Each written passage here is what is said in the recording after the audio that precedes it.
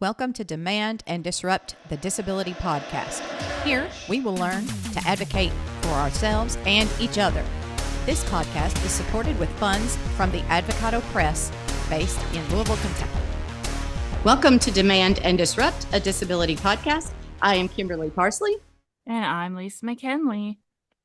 And welcome to everyone joining us today. I am later on in the show, I'm going to be interviewing Donna Fox. Donna Fox is she's from Louisville, and she is the executive director of an educational advocacy group called Forever Yes, which helps teens and young adults to transition into life as disabled people and helps them thrive and helps them learn independence. And she has a wonderful, wonderful story, and I so enjoyed talking with her. I'm sure our listeners are going to enjoy hearing that interview. Lisa, how are things going there? Well, kind of crappy, actually. Literally, my husband's out of town for work. Actually, he's in Germany, kind of far away. And Germany. Wow, Germany, like Europe. Not like we have like a London, Kentucky and Paris, Kentucky, but like, wow. Yeah. And that's not the bad part. You know, he travels from time to time, but yesterday the septic system decided to back up when he wasn't here. So yeah, we've been dealing with that. So so you meant literally crappy. Wow. Yeah. Yes. Oh no. What? Oh my gosh, I'm so sorry. That's so bad. You don't really appreciate your indoor plumbing until you don't have it, or when you have to clean it up because it's not where it's supposed to be. It's in your floor and it's in your bathtub. Yeah, so the toilet water was up in the bathtub, so that's kind of nasty. Oh, wow. But thankfully, the repair people were able to come today and pump my septic tank, and I was so grateful. That is good. That is good. So you got it all taken care of and stuff? I did. The funny part was, though, he knocked on the door. They're so kind. They don't even walk into your house because, you know, they don't want to track any of that, and which I appreciate. But he asked me to go flush the toilets. So I did. And it still wasn't quite emptied enough for the toilet to go down, and it started to overflow, and I couldn't hit the water. I couldn't turn off the water fast enough to keep it from overflowing. So I grabbed the plunger, and as soon as I plunged it down, I hear a screech from outside, and then I hear these two men start cracking up laughing. I mean, they were dying, rolling on the ground, kind of laughing, and I ran out there. I'm like, oh my gosh, is everything okay? He goes, well, I got it pretty good. So I guess when I plunged the toilet, it just shoved it all up into his face. Oh my God. But he was so good-hearted and about it. I'm like, oh no, I'm so sorry. He's like, it's all right, I'll dry out. Oh my goodness. Oh, you really put the plunger to that, didn't you? It never even occurred to me, don't plunge while, you know, somebody's got your septic system open. Oh, I would have done the same thing. I don't. I was like, I had enough crap on the floor this week. I didn't want to have to clean up anymore. So yeah, I would just grab the plunger and go. But yeah. Oh, wow. See, I've got one thing that I do when anything like that happens. It's like, somebody call daddy. Somebody call your father. I don't know how to deal with anything like that. What did you do when it became clear you had an issue? Well, we were sitting on the couch, my son and I, and we heard this gurgling in the bathtub and realized it was all in the bathtub, and it was coming up the toilet. And my son, he's 15, and God bless him, he just jumps into action. You know, he took the man of the house role, you know, and he grabbed a Roto-Rooter and took the back off the toilet and was trying to figure everything out. And I said, you know what, I think this is a septic issue, and we're just gonna have to clean everything up and call somebody in the morning. So that's what we did. But, you know, I had a little proud mom moment when he... Oh, that is... You should, because my children would have just like gone to the road and hitchhiked and gotten out. They would have been like, sorry, mom, your problem. That is awesome. It does take a little extra bandwidth to deal with these problems when you're already, dealing with a disability. But at the end of the day, I think the living with the disability makes us really good problem solvers. I don't It know. does. It does. It makes us very adaptable, but it also, for me personally, makes me very tired. So, Exhausted. When they left today, first thing I did was lay down on the sofa and took a nap. It drains your mind. see, I was complaining because in the last 2 weeks we've had like 5 concerts to go to. And that's just me having to go be in public with lots of different people. That's a lot for me. So I I can't imagine what you had to put up with there. I think you're made of sterner stuff than I am, Lisa. I think you are. You are my hero this week. Let me tell you, that's awesome. That is, and so is your son for handling that. Dang. Well, so now my week looks way better. So thanks for that. This month, May, is VHL Awareness Month. And VHL is short for von Hippel-Lindau, which is the name of the disease that I have. Anyone who wants to learn more about it can go to VHL.org and you can find out more about it there. It's very rare. And we're having, I'm not actually sure what it's VHL awareness. I'm on a podcast, so I'm talking about it. But Lisa, what are your thoughts on the value of these continued awareness type months and things? Do you find value in them? Give me your thoughts? I mean, yes and no. For conditions that there isn't a lot of awareness about, yes, I think we need to bring awareness to things like VHL. I mean, a lot of people have never heard of that condition. I never heard of it until I met you. But then there are ones like there are things that everybody already knows about them, and like, is it just money making opportunity for maybe charities that some of these charities I don't know that they're really doing what they're supposed to be doing. Understood. Yes. But also is an opportunity to raise money for some things. That's not necessarily a bad thing also, right? I mean, Right. it's so, yeah, I'm torn too. We have like the VHL, they've organized, I don't know, some sort of VHL walk, which I don't participate in because I'm lazy. Number one. Number two, I have balance problems. So walking is not really going to be the thing that I do. But there are other VHL people who do apparently walk fine and good on them, right? See, So that's great. I mean, you are actually getting out there and being seen in the community, and that's what truly brings awareness. Like with the South Central Kentucky Council of the Blind, we on occasion will have an event and we're out there being seen, you know, and I think right. that's a good thing, opposed to just someone, we need to raise money and for all the different disability awareness organizations. However, if we can put an actual face to the disability and not just someone who doesn't have the disability themselves out there raising money, I think it says more and it actually brings more awareness. Yeah. Yeah. I think so. I know every time I hear of something, I always want to learn.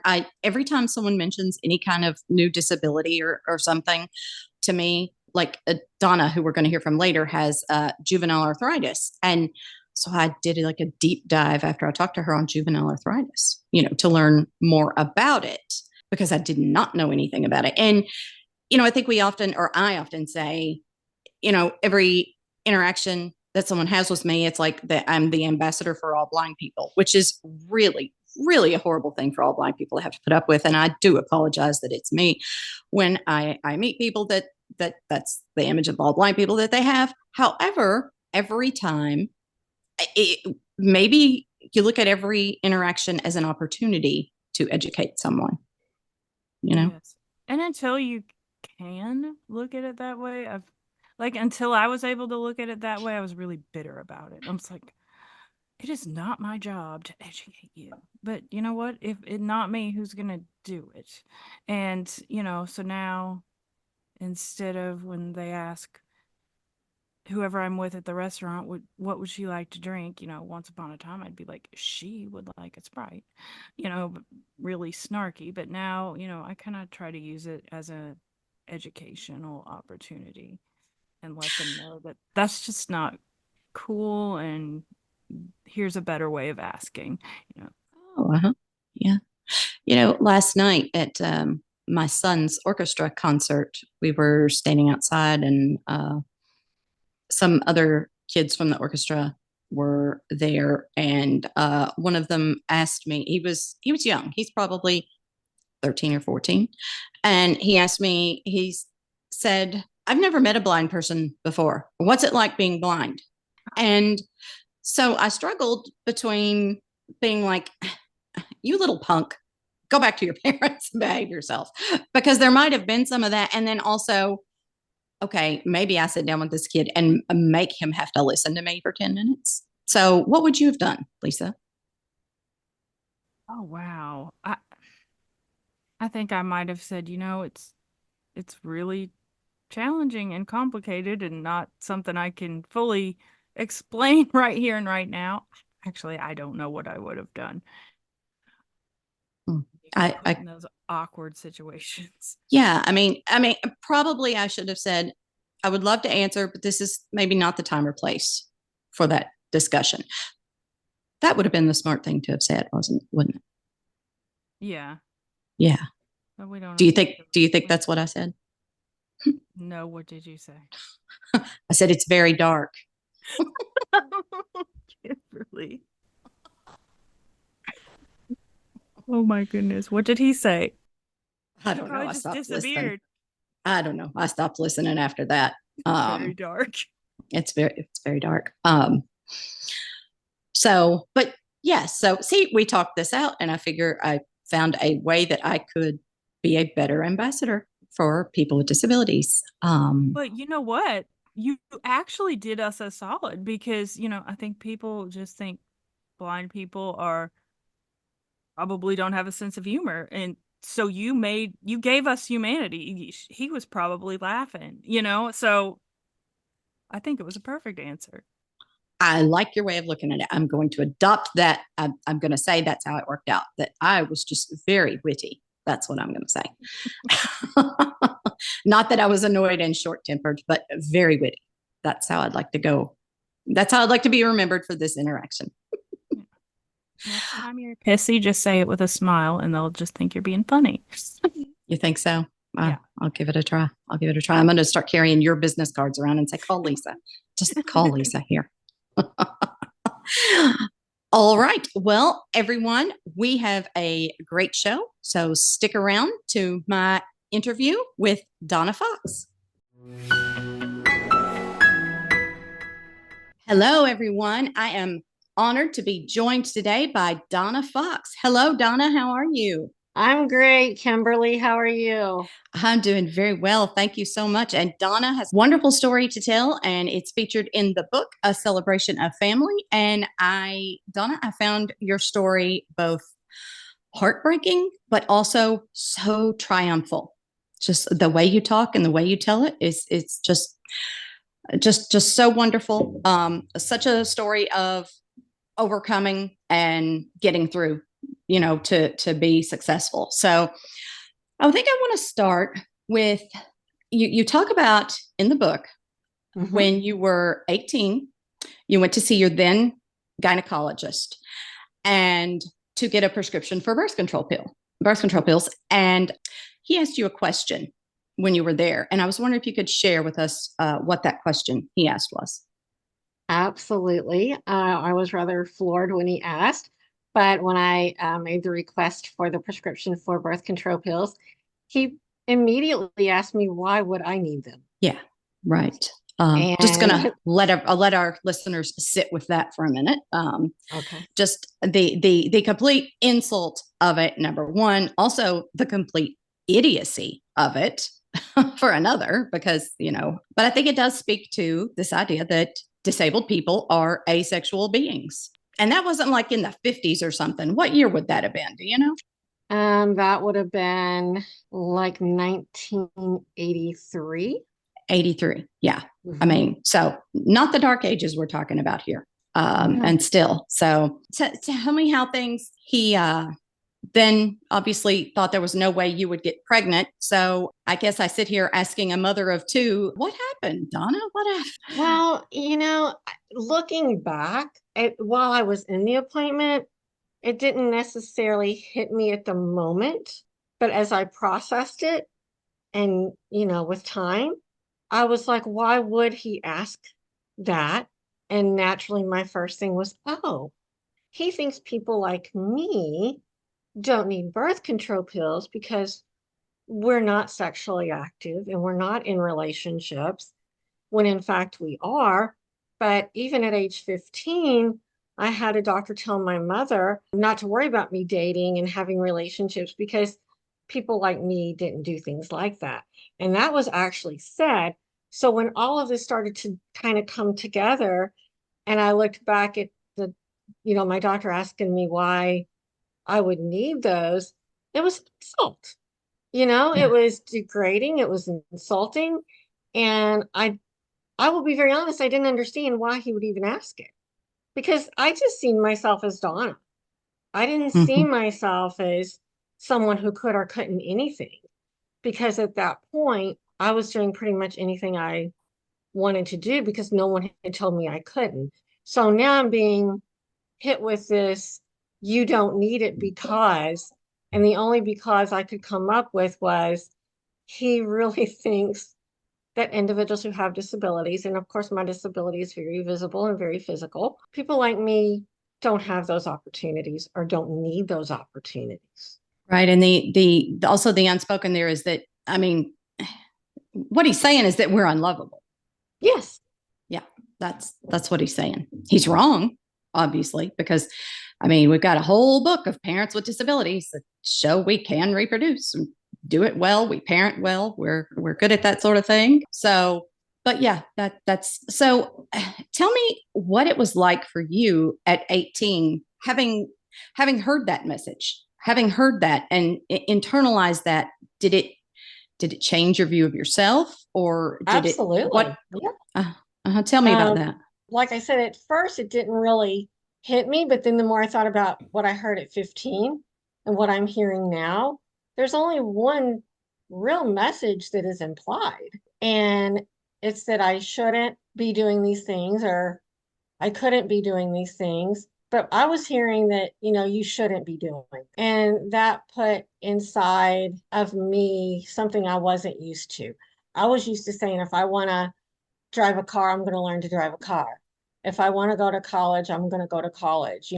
I wasn't used to being told that you can't or you shouldn't. And I tell you what happened pretty much immediately. I love children. I have a lot of nieces and nephews and I babysit them. And I did want children someday. But what this did to me, it really sent me back. And I went into sort of I guess a sour grapes is what I call it, a sour grapes kind of mood in terms of having children.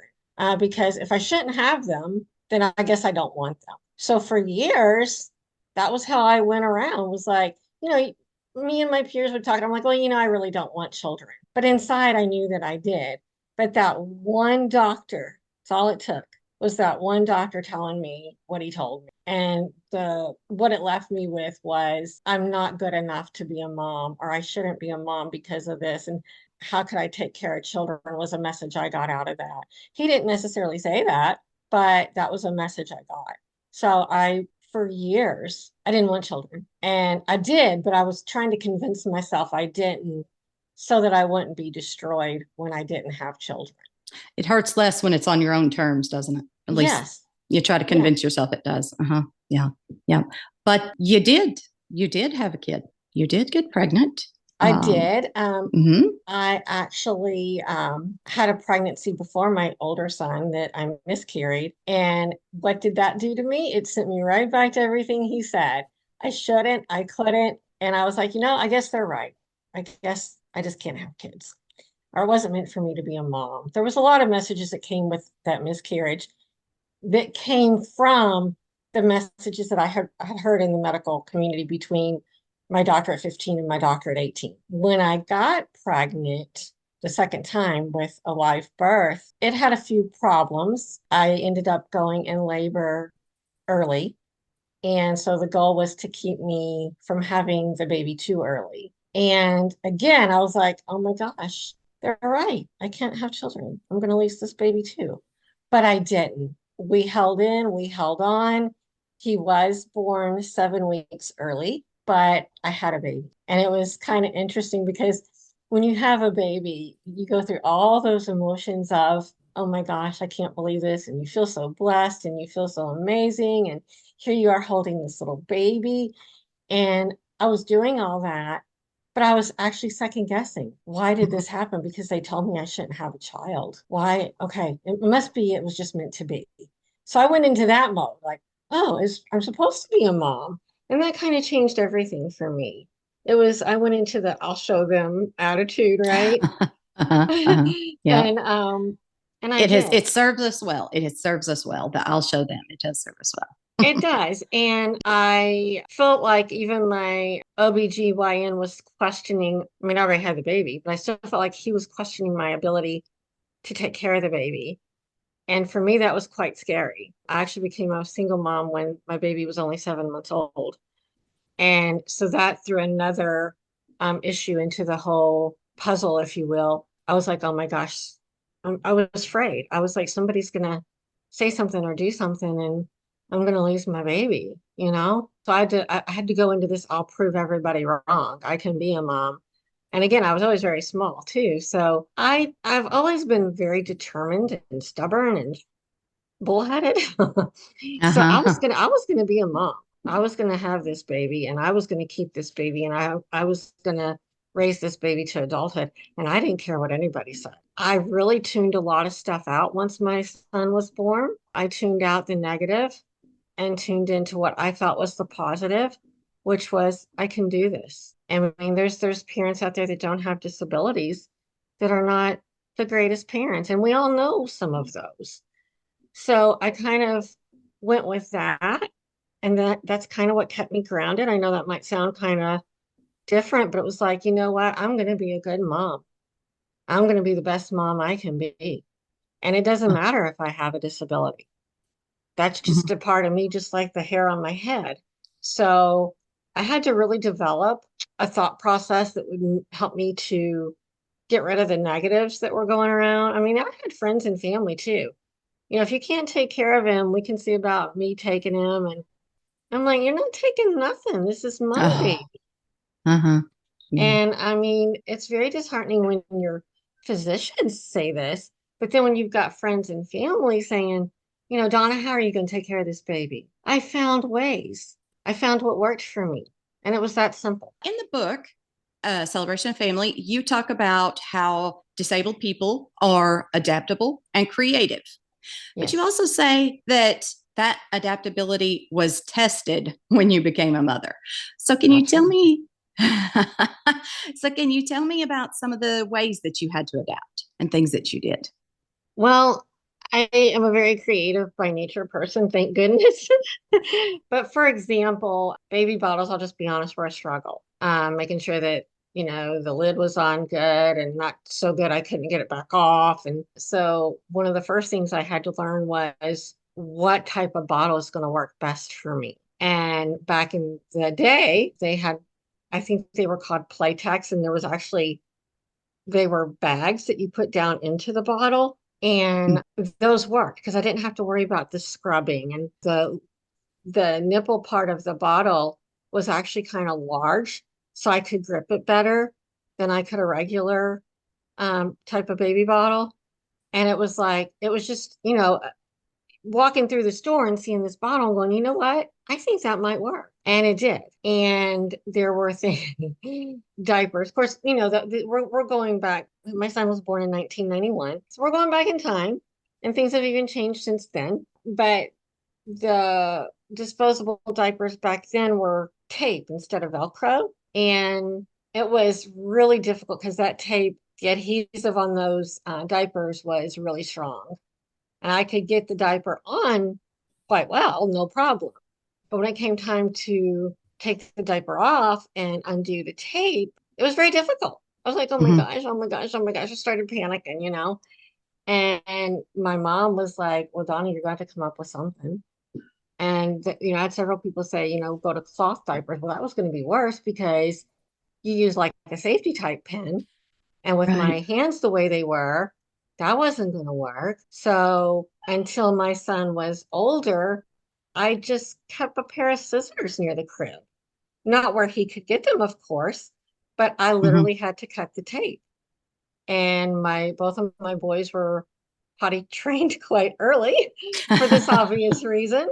And I learned that like their sleepers and things like that, snaps were very difficult for me. So if I could find something that zipped, that worked better. Because once I got the zipper hooked, all I had to do was pull it up or down. Where the snaps, you know, they literally went from their neck all the way down to their feet. And there were days that they would wear snap sleepers, but there might be several snaps that just wouldn't snap for me. And I had to deal with, you know, it's like, oh, well, it's just what it is. And then when they started walking, my physical body doesn't move well, and it didn't then. So things like if they fell, I would get really nervous, but my children adapted. And I think this is one of the neatest things about being a mom with a physical disability is my son's learned that if you want mommy to hold you, you might have to crawl up mommy's leg. And if you fall, you just have to bounce back up on your own and mommy will take care of you once you get back up. So I think for me, the fear kind of leveled out and the comfort kind of moved in because I was saying, and my older son, like I said, was premature. So he even had some issues as he was growing too. But the one thing he learned was, I'm going to have to do some stuff here. And I didn't make a big deal of it. I just let them learn too. And I found it so interesting. That's one of the things I love to talk about is encourage the independence in your child, even if they're still crawling. Because as mothers, we're so inclined to run to them and nurture and pick them up and, you know, coddle. But in my case, I didn't always have that opportunity. And I was always like, you know, am I still a good mom? And my boys will tell you to this day that their mom having a disability taught them a lot. And one of those things was how to prepare food when they were young, how to, you know, how to take care of themselves. And that's not a bad thing with children. That's true. So the adaptability of not just me coming up with creative ideas, it was also watching my children. And it was with both of them. They're 4 years apart to the day. They were both born on May 5th, but 4 years apart. And of course, I had a 4-year-old when I had the newborn. And he had already learned a lot of independent skills.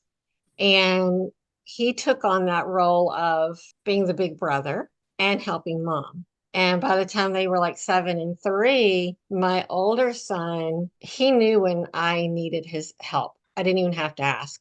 So I think letting children sit back and watch and learn and explaining to them.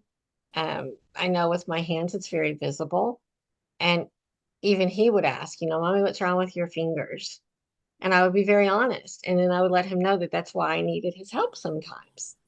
And I think that a lot of times parents don't want to put that on their children. And I understand that because there's been many days I have felt guilty as a mom with a disability. But moms without disabilities have those days too. So I had to let that go and just say, you know, this is going to be a benefit to them as well. So teach them how they can help themselves when mom can't help them. And like I said, I became a single mom and I didn't have the extra pair of hands. So the children had to learn. And even to this day, I'm very proud of my boys because I feel like those early days of learning independence has molded them into being more independent as young men and now adults. And you talk about in the book that they have a lot of empathy. They do. My older son right now actually works with youth and young adults who have mental health issues and also some intellectual and developmental issues. And he himself has auditory processing issues and ADHD, and there was a lot of struggles with him growing up. And one of the things I taught him early on was don't focus on that book learning. If you can't do math, you can't do it. Let's look at what you can do, which obviously ended up being a lot of hands-on. Well, he wanted to be a mechanic and work on cars, but he was terrified of driving, which he did overcome eventually. So he worked in the automotive field for a while, but he told me, he said, Mom, that's not what I want. And so now he's actually working at a residential hospital type setting for youth and young people with, like I said, mental health issues. So I don't know. I just think that a lot of that came from growing up with a mom who has a disability and of course him having his own disability, but I didn't keep anything from my boys. And I didn't want them to hurt. I didn't want them to be afraid. I've had a lot of surgeries. I've had hip replacements, knee replacements, shoulder replacements. They've watched mom go through a lot. I didn't keep them from it. I mean, if I had a physical therapist come in and do therapy on my new knee replacement and I was crying and hurting, I wanted them to see that. And I know a lot of parents, I think naturally want to keep our children from hurting or seeing us hurt. But in my particular situation, I can't speak for anyone else. But in my situation, I really think it helped both of my boys to learn that, not every parent is the same. And then that empathy, it exceeded what I even thought it would. Both of my boys to this day, like I said, they're 29 and 33. They're very accepting. They're very understanding. I've heard them tell their peers, you don't talk about people with disabilities like that. And if you want to do anything, help them. Don't stare at them, even when they were young, my older son, we were out shopping in a mall and some teenagers were following us. And my son was maybe 9 or 10 at the time. Some teenagers were following us and teasing me. And they were walking like I did. And he was, until he got older, he was very small. He turned around and he told them, he said, you all need to quit bullying my mom and you need to learn how to treat people. And like I said, he was only 9 or 10 at the time. So I do think that children observe more than we think they do when they're younger. And I've always heard that, children are like sponges. They absorb everything. And I've come to the conclusion they actually absorb more than we think they do. Yeah, I think so. And, in TV, in media, when they portray disabled parents with their child, they always show the child as being ashamed, don't they? Yes. And I have never seen that in anyone I've talked to. No one has ever said that. So I just wonder if that's the people who produce media not actually checking in with disabled people. And absolutely. That's frustrating, isn't it? It is very frustrating. And I think we see it all the time, even where children might not be concerned, just the overall attitudes that in the year 2024 still exist is just mind-boggling to me. I hear all the time, we've gotten so much better, but internally I'm thinking, no, not really. And I hate to feel that way, but that also drives me. That motivates me to be a stronger advocate for the disability community. I don't deal well with those attitudes that are out there. And you see them so often in the media. And, you become this kind of shining star because you've done things that everybody else does, but because you have a disability, you're like this amazing person. And I don't know how many times I said, well, no, I'm just doing what everybody else does. I don't want to be your inspiration. I wanted to drive, so I learned how to drive. I wanted to get a job, so I got a job. Why am I any different than my non-disabled peers? I'm just doing what I want to do. And that's not what we see in the media. You're either, I've always said this, you either wear the superhero cape or the poor, the poor, pitiful cap. I call it the pity cap. So you either wear the superhero cape or the pity cap. Yeah. And there's no in between, even in 2024. I'm not a superhero. I'm just doing my thing, and I don't want you to look at me as, oh, that poor girl, she's going through so much. There's a lot of people that go through stuff. You just don't see it. So from the media, I came to the conclusion that that's where we are. We either wear the pity cap or we wear the superhero cape. Yeah. And I don't wear either. No, nor do I. Speaking of us having a ways to go, so you adapted.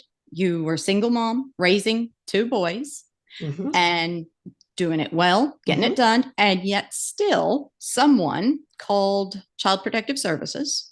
Yes. On you because you were just living your life. So can you tell us about that? Yeah. Well, first of all, it floored me. But when CPS came to talk to me is when it really hit, because we weren't doing anything different. We weren't doing anything wrong.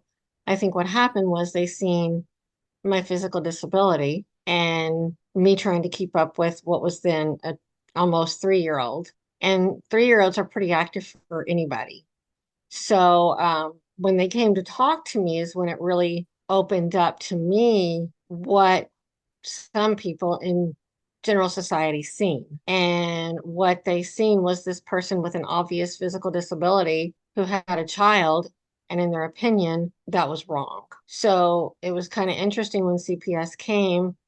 They checked things like my cabinets, my refrigerator, the bedroom where my son slept. They talked to some of my friends and some of my family.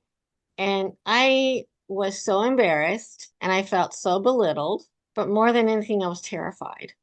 Yeah. And I was already making arrangements for my son in the event they tried to take my son from me. And the CPS worker, even before she left, she told me, she said, "You're fine, and I won't be back unless we get another complaint." And that made me feel good, but it didn't take away what that one, her calling in and complaining about me being a mom and not being able to take care of my son. Because I thought, first of all, it's none of your business. And you're strong. Now, this person I did not know. It was a complete stranger. And I went into that whole mindset of mind your own business. You're not in my house. You don't see what goes on. I'm a great mom. I'm taking really good care of my son. And you need to not worry about what I'm doing. But again, I think as people with disabilities, it only takes one thing to set us completely back. And I am 58, and to this day, I still feel that. I don't feel like we've changed a lot. I can, to this day, hear someone say one thing. Now, I handle it better, obviously, but the fact that some individuals out in our society still feel the way they do is just mind-boggling to me. I remember one time being out with my boys, and I think they were probably like 1 and 5, and I'd gone to the grocery, but it was a little, when I say late, it was like 8 p.m. And I always put the boys in the cart, or I would have my older son hold on and, help mommy drive the cart. But before I could even get in the store, someone stopped me and said, "Do you need help?" And I said, "No, I'm good." And I could hear them as they walked off. "She doesn't need to be out with those boys this late." I was like, again, that one thing, that one comment sets you back. And I had to learn how to not let those comments get into my head, if you will. Does that make sense? It does. Yeah. And it took a while. And I still, like I said, I still hear them. But now as an advocate, I'm not afraid to say, why shouldn't I be out? I deserve to go in Kroger just as much as you do. So, and I do it respectfully, but it's just mind-boggling. And I think I was actually asked recently by a young mom. She's actually a young girl that was in one of my JRA groups, and she's got young children now. And she was asking me some of the same questions I had back in the day, but I didn't have anybody to ask those questions of. And she was talking to me about how afraid she is that someone might turn her in. So she has now moved in because of this. She's moved in with her sister and she feels much more comfortable. And like I told her, you have to do what you have to do. So if moving in with your sister has helped you, then that's what you needed to do. But it just, yeah, I had my son in 1991 and my other son in 1995. And here we are in 2024. And I can honestly say, I don't think there's been much change. We do have such a long way to go in terms of the media and representation and public opinion.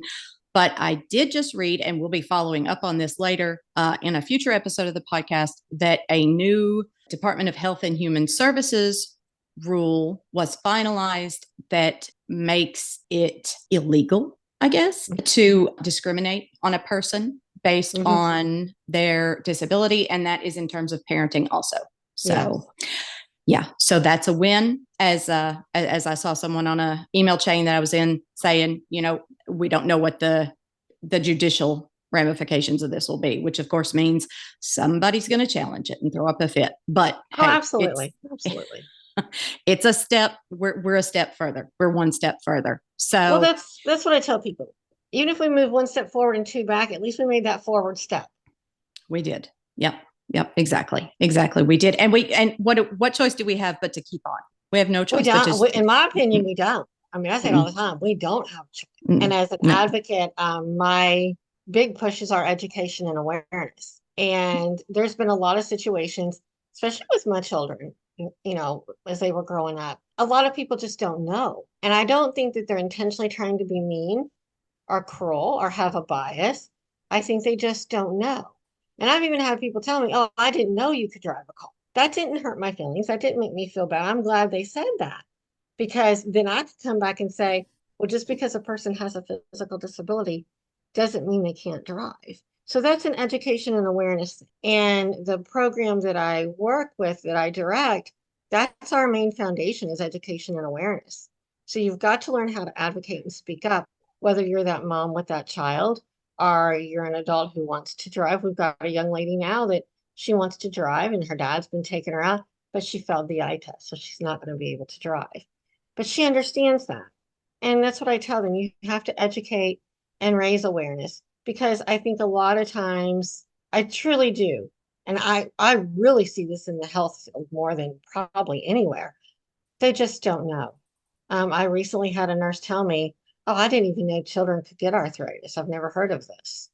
So that was my open door to educate and raise awareness. And I think as people with disabilities, we have to really focus on that, non-disabled can speak up for us too. I don't have a problem with that. But when parenting and schools and things that you have to do with your children, I've used every open door that I've been given to talk to a teacher, to talk to a counselor, to do whatever I need to do to raise that awareness.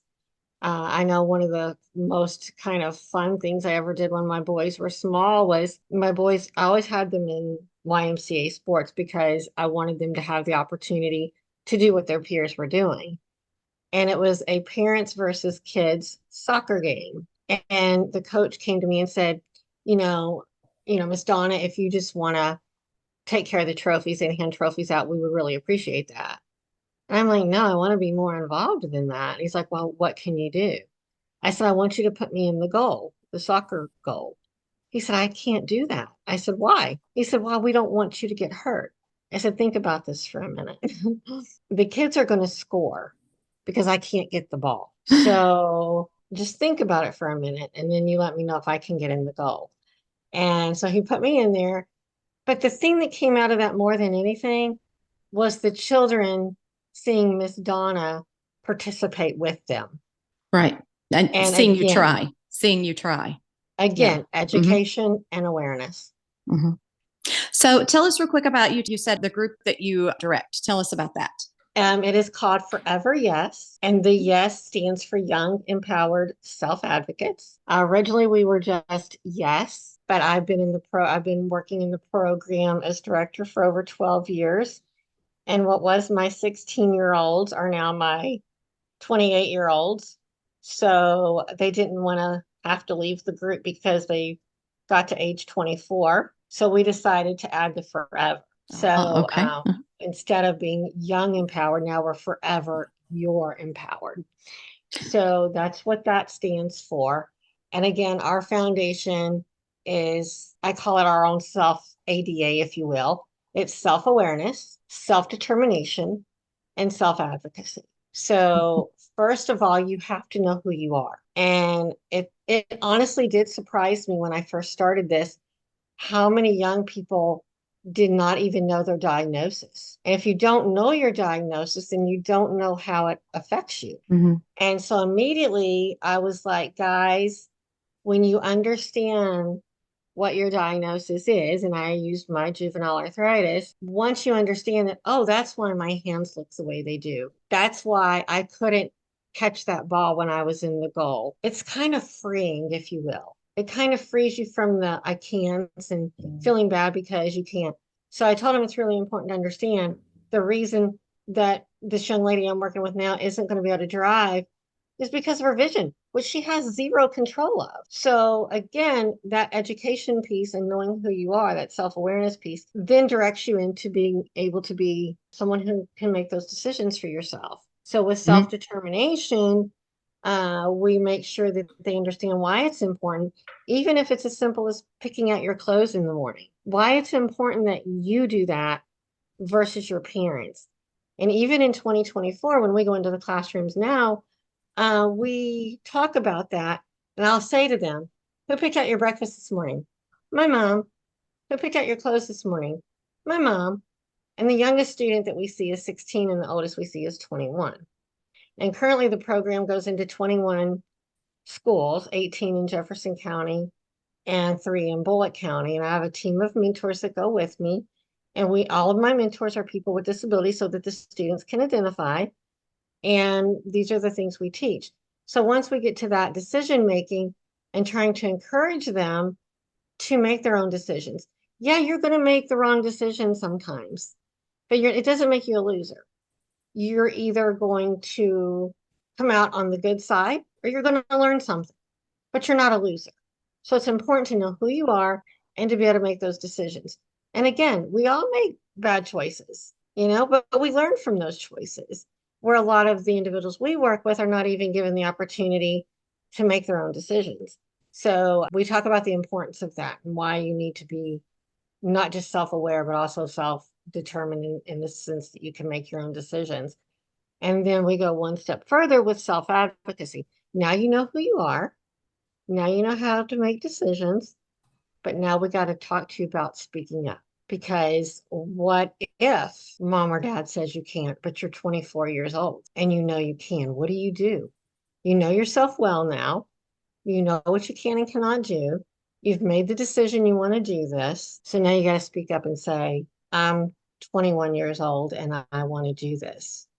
And just for example, one of the scenarios that we just did this today in a classroom, is you want to see an R-rated movie, but your parents have said no because it's R-rated, but you're over 18. So what do? And our goal is to teach them that you can say to your parents, I really want to see this. Why do you think I shouldn't? And as long as you do it respectfully, you're speaking up and being an advocate. So whether it's in the classroom asking for help, whether it's at home talking to your parents, no matter where you may be, maybe you're at the restaurant and they gave you the wrong food order.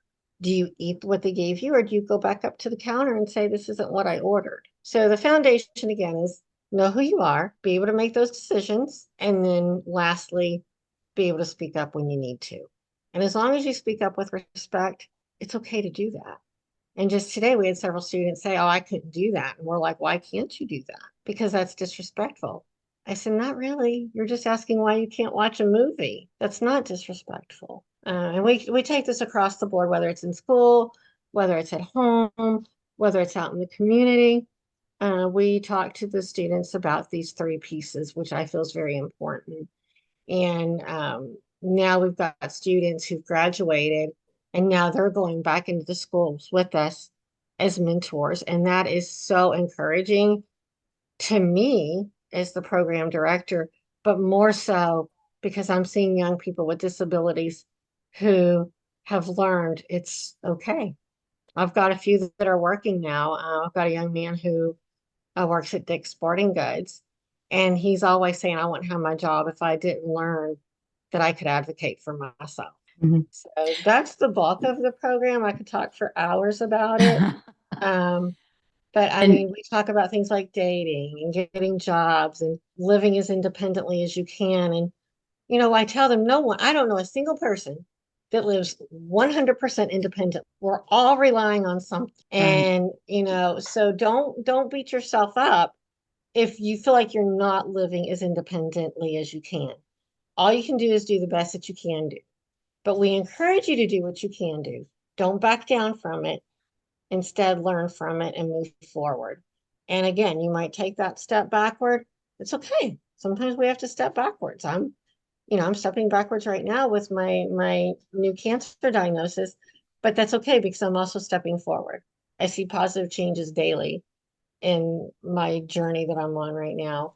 And I think that all young people with disabilities deserve that opportunity to move forward and to make those decisions and speak up and be who they are. But if Right. they don't know who they are, that's problem number one. So that's why self-awareness is a big piece of our program. So it sounds like these are kids who, if a doctor ever asks them why they need birth control pills, they're going to have a good answer for it, aren't they? They're going to have a good answer. And it's so funny because it's funny you say that because we've got a couple right now. They both have Down syndrome and they're engaged. Oh, great. And yes, and the Did they parents are meet in the working. program? No, they met at their school. But Okay. but the parents are even working with them. They're taking and putting a small house in the backyard, kind of what we often hear as grandparents' home. So they're going to live on property with one of the sets of parents, but they're still going to have that opportunity to be in their own place. And it makes my heart so happy because why? I Yeah. mean, like the young girl said, why don't I deserve to have a boyfriend? Why can't somebody Right. tell me why I shouldn't have a boyfriend? And I said, does anyone ever tell you that? And she said, yeah. And she said, she even asked, and they were like, well, I mean, you're not going to be able to handle what comes with a relationship. And she said, you don't know what I can handle. And of course, I'm celebrating that, right? I'm like, Yes. yeah. Well, Donna, thank you so much for joining us today. It has been a delight and a pleasure to talk to you. Thank you so much. I appreciate it. And we wish you well. And thank you again so much. All right. Thank you, Kimberly. I really enjoyed it. If you like the podcast, remember to follow or subscribe so you never miss an episode. If you really like the podcast, we'd love it if you could leave us a rating or review on Apple Podcasts or Spotify or wherever you get your podcasts. That helps more people to find us. If you really, really like the podcast, then please tell someone about it, either in person or send them an email or just share the link on social media. Thank you all. Every bit helps, and it makes a huge difference for us. If you'd like a transcript, please send us an email to demandanddisrupt@gmail.com and put transcript in the subject line. Thanks to Chris Unkin for our theme music. Demand and Disrupt is a publication of the Advocado Press with generous support from the Center for Accessible Living located in Louisville, Kentucky. And you can find links to buy the book, A Celebration of Family, Stories of Parents with Disabilities, in our show notes. Thanks, everyone. You say you've seen a change in me. Just for once I think I would agree. We both know there's a difference. We've had our curtain call, and this time the writing's on the wall.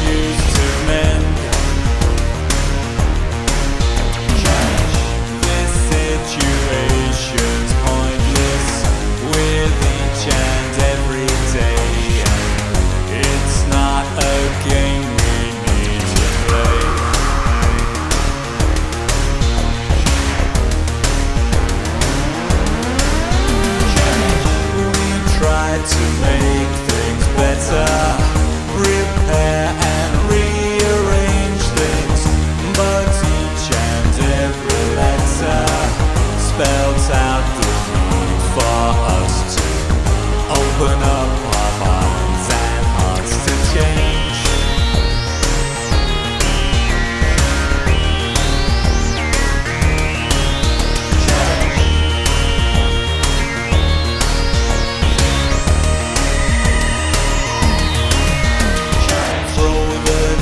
Then what will be, will be.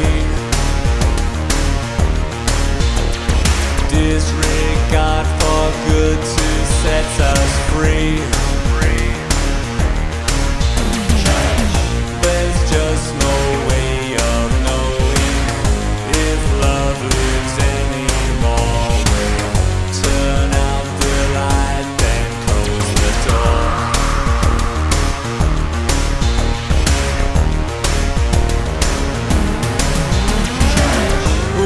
Tried to make things better, repair and rearrange things, but each and every letter spells out the need for us to open up